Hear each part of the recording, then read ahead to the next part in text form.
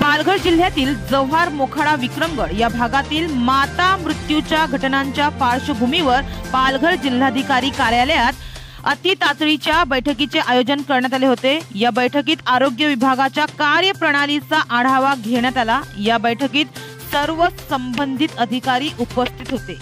या दरम्यान जव्हार मोखाडा विक्रमगड या भागातील माता मृत्यूंची कारणे शोधून काढण्यासाठी तसेच भविष्यात अशा घटना टाळण्यासाठी उपाययोजना करण्याबाबत सकारात्मक चर्चा झाली। यावेळी जिल्हाधिकारी गोविंद बोडके, मुख्य कार्यकारी अधिकारी भानुदास पालवे, आरोग्य सभापती संदेश ढोणे, जिल्हा शल्य चिकित्सक रामदास मराड, जिल्हा आरोग्य अधिकारी संतोष चौधरी आदी अधिकारी उपस्थित होते।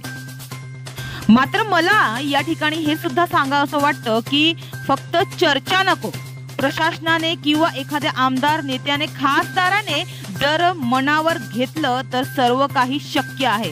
मात्र अजूनही गावात रस्ते, पाणी, आरोग्य या अगदी साध्या सुविधांसाठी झगडावे लागते।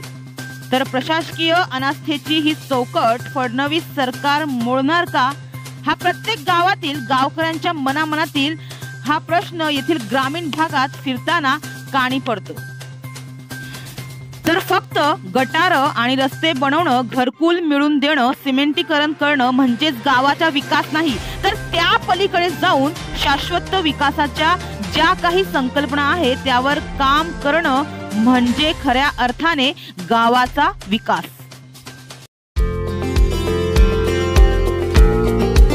हमारे चैनल को अभी सब्सक्राइब करें और बेल आइकन दबाना न भूलें।